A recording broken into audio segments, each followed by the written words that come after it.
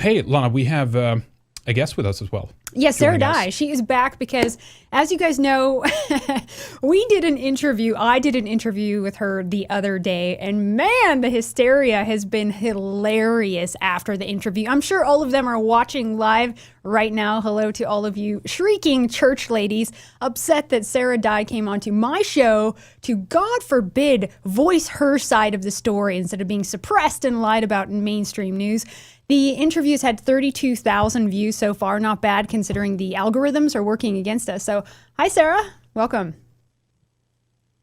Hi. Thank you. Good to be back. So how has it been? You know, it's only been, a couple days, if that. There's been a couple articles, and what's the group there? I forget what they're called. The Facebook group, No Space for Hate or something. Yeah, right. She's written these hysterical posts and things. So fill us in on some of the aftermath. Yeah, it's basically, it seems like they're trying to go with this narrative that somehow by me coming on the show and explaining the situation and telling what our family has endured over the past 2 months has somehow fomented conflict, and they are now claiming that they are somehow in danger, and basically just claiming like ultimate victim status. And it's pretty crazy. They were apparently flipping out over comments that maybe a couple of people made on the video that were in bad taste. And I think that it may have been them, actually. I think that they could have just been trolls on there posting distasteful comments on purpose. But as we know, the majority of the comments on the video were very positive, and the video has been viewed, like you said, 30,000 times. And over the past 2 days, we have received a ton of support. We have received probably over 1,000 emails. Awesome.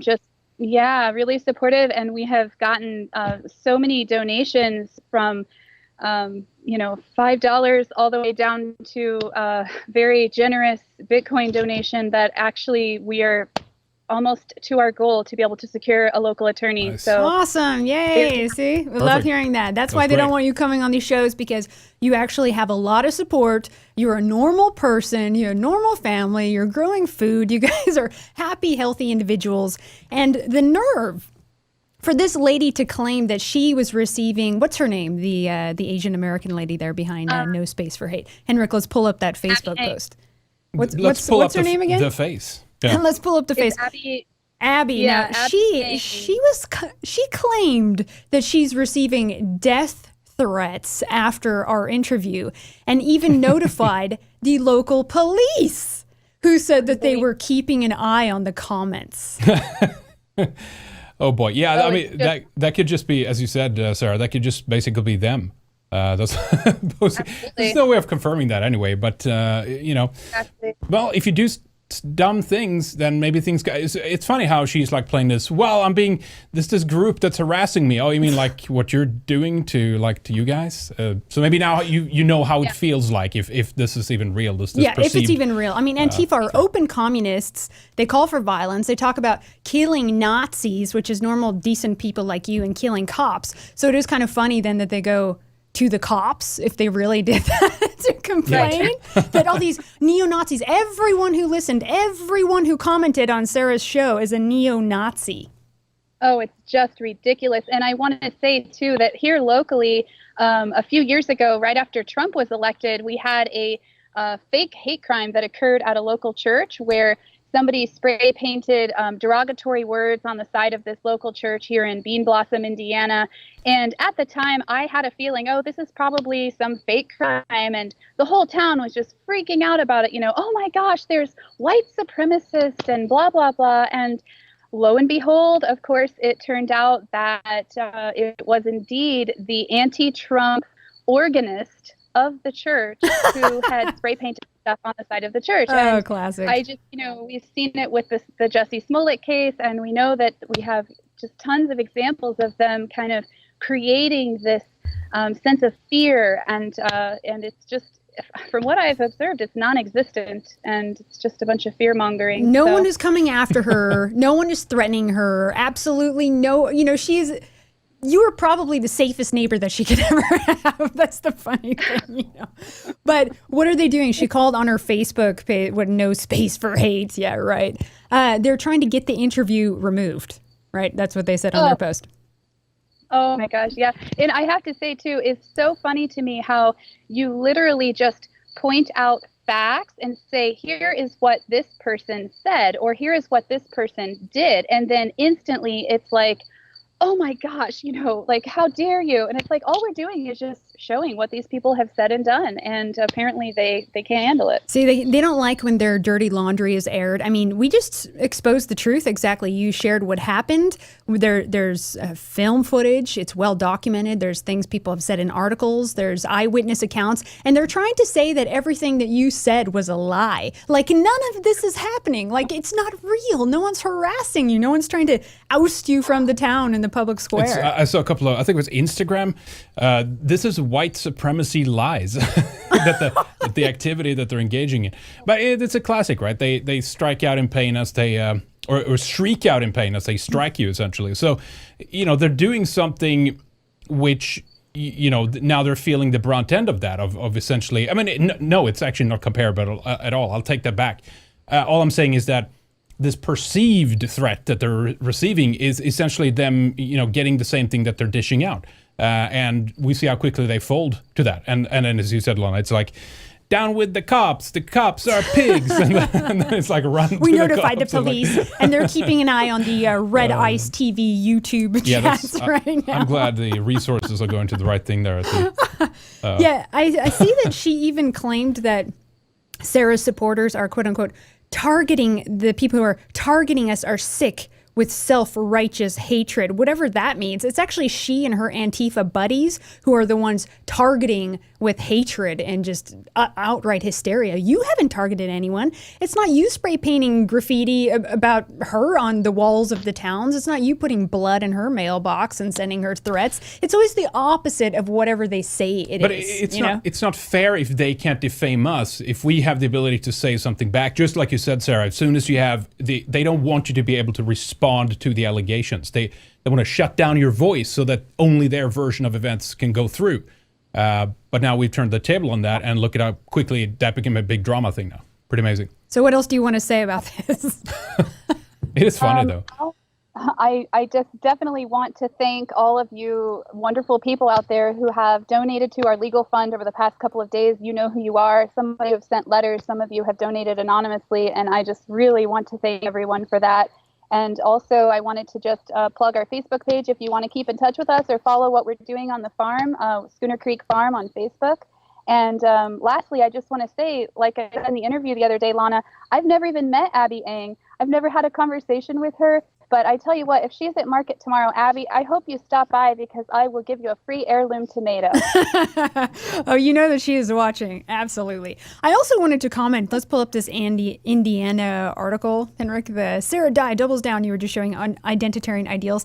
Now, this is complete garbage. Now, the guy who wrote this, Adam Pinksker, looks like a real untrustworthy guy. Apparently, he supports Antifa as well. And all the sources, the quote-unquote sources he uses in here are other Antifa sources, right? And I don't know, they either just blatantly lie or are terrible researchers, or they do that on purpose, right? Because they want to mislead and just, yeah, it's all on purpose. Yeah. Listen, even to this line, how lazy and awful it is. And this says, according to NPR, Lana Lochtef started the media company, to promote her white nationalist ideologies. Now, good. All right. Henrik started Red Ice, and it was completely unrelated to politics. This is just one example of whenever you're mentioned in the news, how they just butcher everything and how everything is wrong. I think Media Matters did something recently, too. They did an expose of YouTube channels that are still monetized, and a big problem. They mentioned Red Ice in there. It's like, with the exception of 2 or 3 months in spring of 2019, we've never monetized anything of our video. They just say it, and then they just make it up, and then that's so. That makes it so. Don't bother me with the details. Yeah, and this Abby Ang obviously gets all her, she's just a total creation of the media, because in her post too, referencing me, she starts out with on her diatribe. And you always know that usually people who are really shifty or lying or trying to convince you when the truth isn't on their side, they have to use a lot of words to say things. And this is what she does in her post when she's like trying to notify the mayor and the police and everyone, just outright hysteria. She calls me a prominent white supremacist. See, she just gets her talking points from the lame stream, right? Oh, Funny. it's awful. It's awful. And I really cannot reiterate enough that we've been vending there almost 10 years. It has always been just the most pleasant place you can possibly imagine to spend a Saturday morning. The market is so much fun. There's children running around, live music. It's been all of our happy place for years until these people showed up. And I just think everybody wishes that they would go away so that we can just get back to having a nice, peaceful farmers market. Yep, and I think that the tables are going to turn. I just have to say one of the best comments, and I forgot to bring this up during the interview, is that, Antifa, they're communists. All our listeners know this, and they refer to them as that, and I appreciate that. And just a reminder that communists are not known for growing food. Now, are they? They really don't like farmers. In fact, they're known for mass starvations. Let's just remind people of that. So obviously, they're not hanging out in the farmers market, as you said. You've never seen a lot of these people down there before.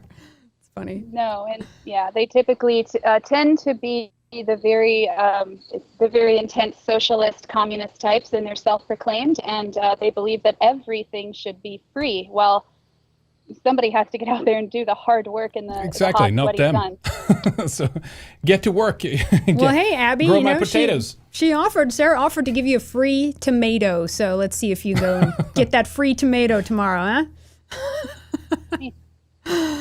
Anyway, that's funny. It's been a wild ride, so definitely keep us posted. I'm glad things are looking up and the story is getting out there. And I know they're trying to flag the interview and try and get it down. And as I told everyone, feel free to re-upload it everywhere. Actually, all our content, because a lot of our content people are trying to flag and remove. So the more you get it out there and put it up on your channels, the better it's going to be for everyone. So thank you.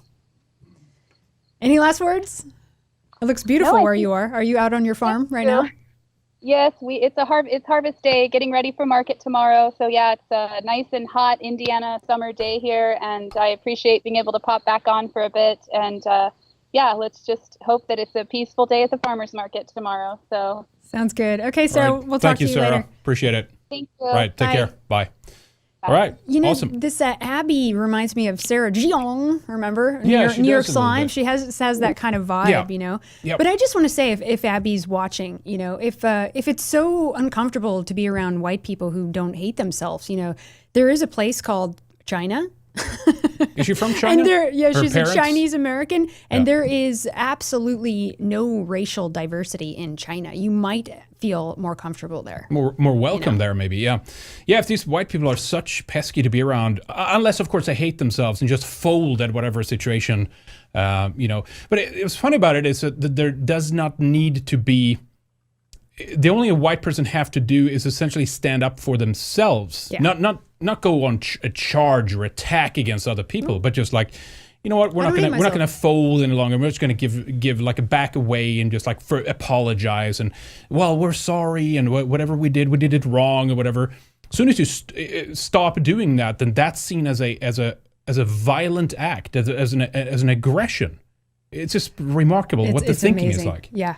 Well, now we see articles, as I just talked about in my last video too, white people simply breathing air is making it toxic for these non-white bodies in their spaces, so you just can't win with people who think like that. No, this is not going to work forever. So, and something tells me this Abby is a bit off, shall we say. Something's wrong there. But yeah, no, but again, I just like this idea that they can harass and target and slander and smear and threaten and just like do all these things like for how long has this been going on for like a month now? Months, yeah. Months now, yeah. And then you have one way where they effectively can fight back a little bit.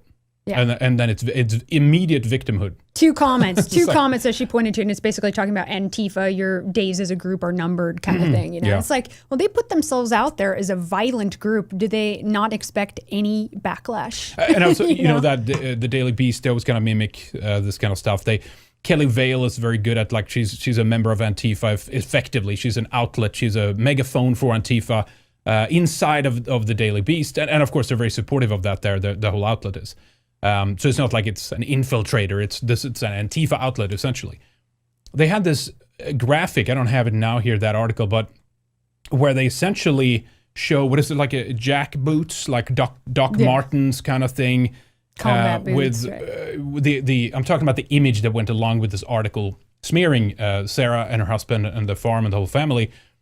And it's like the only one I saw with like black Doc Martens and jack boots was these Antifa people. They're the one walking around with this stuff, and like, you know, the Nazism is at our farm, and but it's like you said too. It's like essentially something happens to, I think, when you stick your hand in the soil and you begin working the fields and you connect with nature, and the fact grounded is and normal. You get a little bit more grounded. You get frankly a little bit. It's not that you get more right wing, but you get less left wing, right? You remove yourself from that because you realize human. This is what they're pushing here is not grounded in reality or nature. So, you know, there is kind of I think there's an antagonism there. We've seen that like in Germany too, people that return to like the field and, you know, raising animals, animal husbandry and stuff. Like there's red flags from government. Like these people might be Nazis. They're outgrowing their food and taking care of animals. And picking carrots. Yeah. Let's go storm them immediately. Bizarre.